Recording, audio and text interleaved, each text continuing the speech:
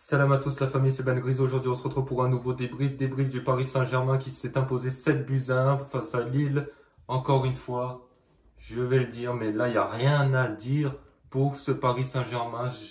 Des fois je me demande est-ce que ça vaut le coup de faire un débrief parce que il y a tellement rien à dire sur la prestation du Paris Saint-Germain. Tout est parfait qu'il n'y a rien à dire.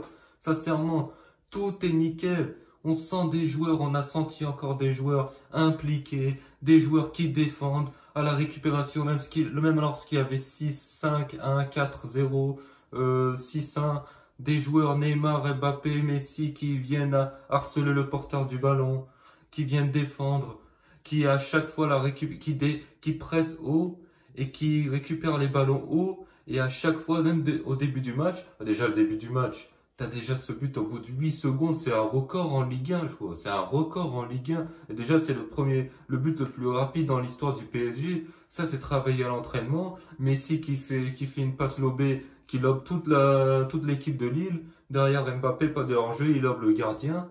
Après, récupération haute dans le jeu. Le Paris Saint-Germain arrive à récupérer les ballons haut.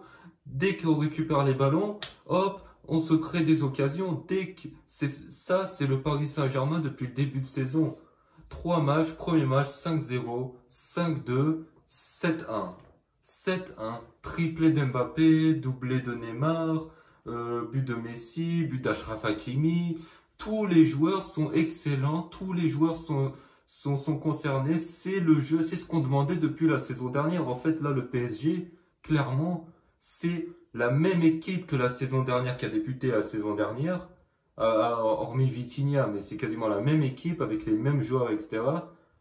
Et enfin, il y a un fond de jeu, avec un fond de jeu. Et voilà ce que ça donne lorsqu'il y a un fond de jeu.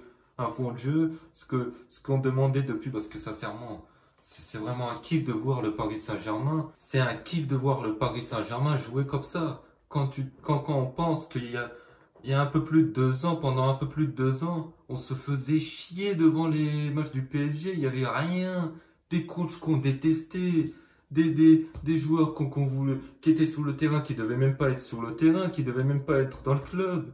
Des joueurs qui défendaient même pas. Aucun effort défensif, aucune envie, rien. Des fois, on dominait dans certains matchs. Par exemple, je pense au match contre le Real Madrid, la confrontation contre le Real Madrid, où on les domine. On arrive à marquer 2 buts sur les 2 confrontations, mais avec un fond de jeu, on en aurait mis plus. Mais là, ce match, encore, tu te sens que rien peut nous arriver. En fait, le PSG, c'est ça, c'est devenu le Bayern. Le PSG, c'est devenu le Bayern. Faut le dire, c'est devenu le Bayern. Ça tabasse tout le monde. Tout le monde va se faire. J'ai l'impression, je me dis, c'est ça, là, c'est Lille, qui est pas une mauvaise équipe en Ligue 1, qui est une bonne équipe en Ligue 1. Là, on pouvait se dire, voilà, face à très bonne équipe en Ligue 1, ce sera un premier choc, premier test de cette saison pour le PSG. 7 buts à 1 à l'extérieur. C'est incroyable. Après, on va encore dire, oui, il faudra encore voir contre les autres grosses équipes, genre Marseille, Lyon, etc. Mais sincèrement, à chaque match, moi j'ai envie de vous dire que là, j'ai l'impression que chaque match, le PSG va foudroyer tous ses adversaires de A à Z. Va rouler sur la Ligue 1. La Ligue 1, le PSG va marcher sur cette Ligue 1 comme le Bayern le fait. C'est pour ça que je le compare au Bayern. Le PSG, c'est devenu le Bayern. On voit le Neymar qui marque de plus un doublé, encore une fois. Achraf Hakimi sur le côté qui arrive à marquer. Nuno Mendes très actif sur le côté gauche. Au milieu de terrain, Vitinha, il est partout. Vitinha, il est partout. Il récupère les ballons. Il tente sa chance, même si c'est passé au-dessus, il tente sa chance. Verratti qui est aussi partout. En défense, c'est solide. Marquinhos, à un moment donné, lorsqu'il fait un tacle, il obtient une sortie de but pour Gigi Donnarumma. La défense n'a pas trop été inquiétée à part le but qu'on se prend. Et en vrai, si, en première mi-temps, fin de première mi-temps, il y avait des actions côté lillois qui étaient facilement captées par Gigi Donnarumma. Donc en vrai, c'était pas des énormes occasions de Lille.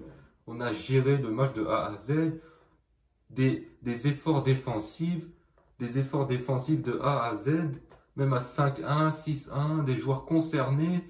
Ça, c'est ce qu'on voulait voir du côté du PSG. depuis la saison dernière, depuis longtemps. Et ça, c'est ce qu'on voit pas depuis plus de 2 ans et demi.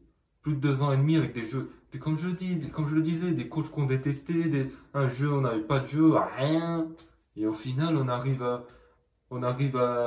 voilà, Galtier arrive, et bim, fond de jeu, et sincèrement, j'ai rien à dire. Donc pour parler des joueurs, Mbappé, il a été excellent. Le premier but, au bout de 8 secondes de jeu, c'est un record dans l'histoire du PSG. C'est très bien l'entraînement.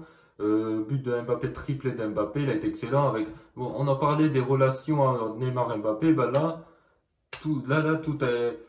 ils ont fait taire tout le monde. Ils ont fait taire tout le monde. Bah ça, vous voyez Mbappé qui cherchait Neymar, Neymar qui cherchait Mbappé, Neymar qui réussit à mettre le doublé. Donc en vrai, toutes les rumeurs qu'il y a depuis une semaine, les polémiques depuis une semaine, où Mbappé la semaine dernière, c'était la pire des ordures possible. La pire des ordures, c'était Kylian Mbappé la semaine dernière. Sur Twitter, surtout le tribunal de Twitter, où voilà, voilà, c'était la pire des ordures sur les réseaux sociaux. Là, ils ont fait taire tout le monde. Voilà, donc sur le terrain, des joueurs impliqués avec Mbappé qui défend. Mbappé qui défend, Neymar et Messi qui harcèlent le porteur de ballon, qui défend même à 5-1, 6-1. Sur les côtés, Achraf Hakimi encore une fois actif, excellent sur le côté droit, pareil pour Nuno Mendes. Au milieu de terrain, on a Verratti et Vitinha qui eux sont partout. En défense centrale, Kimpembe, bah, rien à dire, solide. À un moment donné, il sauve la balle en première mi-temps lorsqu'il y avait déjà 4-0. Il sauve la balle de la surface de réparation. Donnarumma, il a encaissé ce but, mais sinon, il a été parfait. À chaque fois, il captait les ballons. Non, après, il n'a pas été non plus trop sollicité. Ça, c'est en fait, c'est face à une grosse équipe de Ligue 1, parce que Lille, c'est c'est pas une mauvaise équipe. Et on arrive à les taper 7-1 chez eux. Faut le faire quand même, faut le faire. En tout cas, c'est la fin de ce débrief. J'espère que vous avez apprécié ce débrief du Paris Saint-Germain. Si vous avez apprécié, bien évidemment, on like, on commente, pouce bleu, on partage. Et sur ce, moi je vous dis à plus tard pour un prochain débrief.